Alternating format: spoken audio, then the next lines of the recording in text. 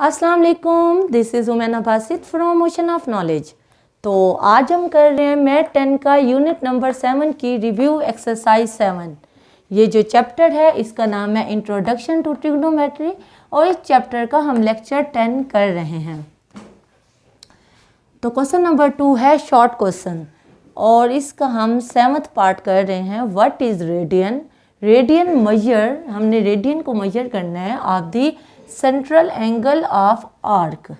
Arc का उसने हमें क्वेश्चन में कोई डायग्राम बनाने के लिए कहा नहीं है, लेकिन मैं आपको डायग्राम बना के दिखा रही हूँ ताकि आपको समझ लग सके।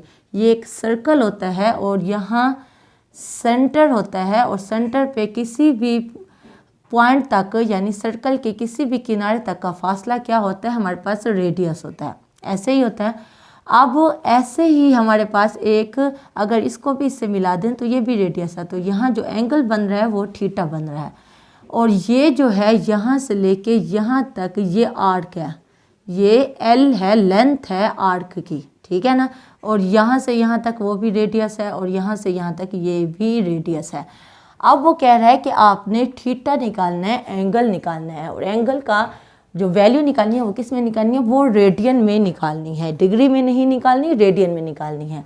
अब the central angle of arc 50 metre long, यानी लेंथ उसने जो आर्क है उसकी दे दी है वो 50 मीटर लॉन्ग है और रेडियस जो है वो 25 मीटर है। तो ये क्या हो गया 25 मीटर, ये भी 25 मीटर, ठीक है ना। रेडियस है सेंटर से सर्कल तक किसी किनारे पे फासला, तो वो सारे रेडियस बराबर ही होते हैं। इसको यहाँ से यहाँ तक लो या इसको यहाँ से यहाँ तक लो तो रेडियस सेम होता है क्योंकि सर्कल होता है, ठीक है ना।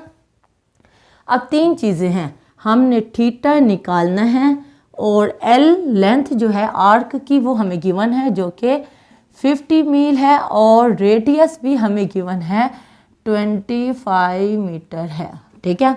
अब इसका फार्मूला आप अच्छे तरीके से याद कर लो। आप ये उल्टे 3 डॉट लगा के, इसका मतलब होता है बिकॉज, क्योंकि, या वी नो डैट, हम जानते हैं कि फार्मूला है L is equal to R theta. अब क्या है, जो 3 टोटल वैल्यूज़ हैं, एक को हमने फाइंड आउट करना है और 2 हमें गिवन है। बहुत ही आसान क्वेश्चन है, हम जस्ट वैल्यूज़ पुट कर देंगे। L की जगह पे 50 मीटर पुट कर देंगे और R की जगह पे हम 25 और थीटा की, क्योंकि हमने मालूम करना है, थीटा को वैसे ही रहने देंगे। तो 50 को 25 पे क्या हो जाएगा, 50 पे 25 डिवाइड हो जाएगा, 25 यहाँ मल्टीप्लाई हो रहा है, बराबर की इस तरफ आके डिवाइड हो जाएगा और ये हमारे पास 2 आंसर आ जाएगा थीटा का। तो थीटा की वैल्यू क्या निकलेगी, 2 रेडियंस, क्योंकि उसने कहा हमें रेडियंस में निकालो और ये मीटर था और ये भी मीटर था तो वो कट गया, तो थीटा की वैल्यू 2 रेडियंस निकल आई। तो क्वेश्चन नंबर 2 का 7th पार्ट आपका हो गया। अब हम चलते हैं नेक्स्ट पार्ट की तरफ। ओके, तो क्वेश्चन नंबर 2 का 8th पार्ट है फाइंड आर। हमने आर को फाइंड आउट करना है जब एल हमारे पास 56 सेंटीमीटर हो और थीटा हमारे पास 45 डिग्री हो। बहुत ही आसान क्वेश्चन है, लेकिन इसमें जो पॉइंट समझने वाला है वो ये है कि थीटा उसने डिग्री में दे दी है और जो लेंथ है आर की वो हमारे पास सेंटीमीटर में है। तो अब हमें क्या करना है, हमने थीटा को रेडियन में कन्वर्ट करने के लिए, क्योंकि थीटा 45 डिग्री है, तो डिग्री को रेडियन में करने के लिए आपको पता है पाई/180 डिग्री से मल्टीप्लाई कर देते हैं। डिग्री की जगह पे पाई/180 डिग्री आ जाएगा। मल्टीप्लाई करेंगे, यहाँ मल्टीप्लाई और डिवाइड करने के बाद हमारे पास आंसर रहेगा 0.785 रेडियंस। आंसर रेडियन में आ गया। अब हमें फार्मूला पता है L is equal to R theta. L की जगह हमने क्या पुट कर दिया, 56 centimetre is equal to R. हम निकालना है, आर वैसे ही रहेगा और थीटा की जगह पे जो अभी हमने निकाला है 0.7854 रेडियंस वो हमने पुट कर दिया। अब ये मल्टीप्लाई हो रहा है, बराबर की सफ़ा के डिवाइड हो जाएगा। कैलकुलेटर उठाएं, 56 को 0.7854 पे डिवाइड करें तो आर की वैल्यू आ जाएगी 71.30। ये हमारा आंसर है क्वेश्चन नंबर 2 के 8 पार्ट का। ओके, अब हम चलते हैं नेक्स्ट पार्ट की तरफ। तो क्वेश्चन नंबर 2 का 9th पार्ट है फाइंड tan थीटा। हमने tan थीटा को फाइंड आउट करना है और cos थीटा उसने बता दिया वो 9/41 है। And terminal side of the angle theta is in fourth quadrant, यानी कि टर्मिनल साइड यानी कि एंगल कहाँ पे टर्मिनेट हो रहा है। आपको पता है टोटल हमारे पास फर्स्ट, सेकंड, थर्ड और फोर्थ क्वाड्रेंट होते हैं, और टर्मिनल जो साइड है वो यहाँ से चलेगी और यहाँ फोर्थ में हमारे पास टर्मिनेट हो रही है, ख़त्म हो रही है। तो फिर उसने कहा दिया कॉस थीटा जो है वो 9/41 के बराबर है।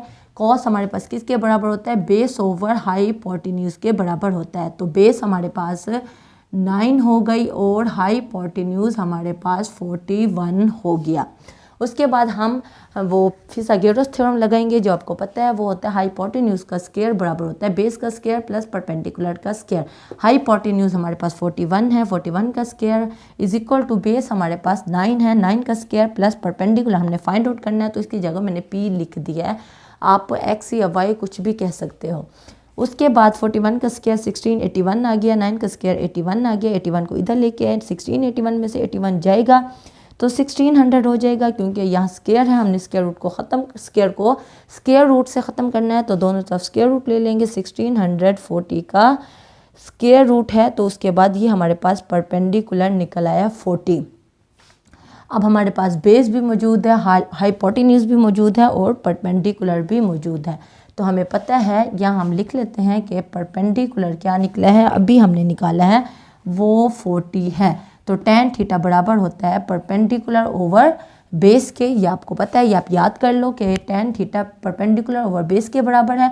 परपेंडिकुलर हमारे पास 40 है और बेस हमारे पास 9 है, जस्ट मैंने वैल्यूज़ पुट की और tan थीटा आपका निकल आया।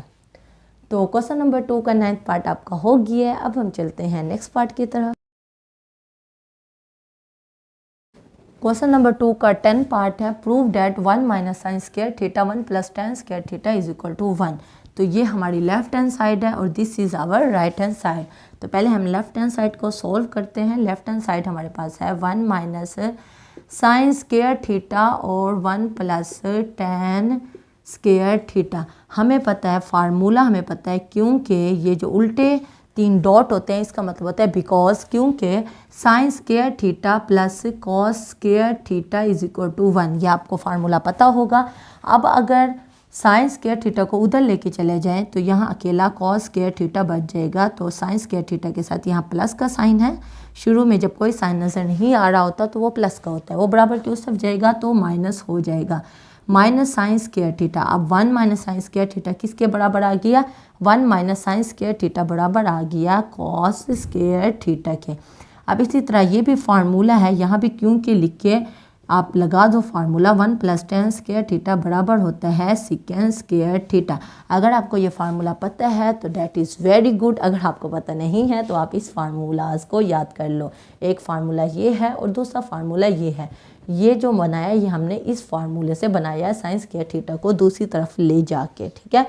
अब 1 प्लस tan स्क्वायर थीटा किसके बराबर होता है, सेकेंड स्क्वायर थीटा के, तो इसकी जगह पे मैंने सेकेंड स्क्वायर थीटा लिख लिया। अब कॉस स्क्वायर थीटा वैसे ही मौजूद है, सेकेंड स्क्वायर थीटा किसके बराबर होता है, 1 ओवर कॉस स्क्वायर थीटा के बराबर होता है। अब देखिए ये कॉस स्क्वायर थीटा है, नीचे भी कॉस स्क्वायर थीटा है, ब्रैकेट का मतलब होता है मल्टीप्लाई, तो मल्टीप्लाई का साइन बीच में हो और ऊपर नीचे सेम वैल्यू हो रही हो तो वो कट हो जाती है। तो कट होने के बाद यहाँ 1 बनेगा, ये हमारे पास लेफ्ट हैंड साइड है और राइट हैंड साइड हमारे पास 1 ही है। तो हमने प्रूव कर दिया left hand side equal to right hand side, hence proved.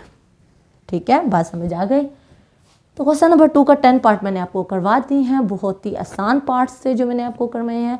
अब फिर उसके बावजूद अगर कोई कन्फ्यूजन हो, कोई मसला हो, कोई बात समझ ना आई हो तो आप नीचे कमेंट में पूछना, मैं इंशाल्लाह नेक्स्ट क्लास में या कमेंट बॉक्स में उसका डेफिनेटली जवाब दे दूँगी। तो अगर आप मेरे चैनल पे नए हैं तो प्लीज़ मेरे चैनल को ज़रूर सब्सक्राइब करें और अगर आपको मेरी वीडियो थोड़ी सी भी इंफॉर्मेटिव लगी है तो मेरी वीडियो को ज़रूर लाइक करें। तो फिर मिलेंगे नए लेक्चर के साथ। अल्लाह हाफिज़।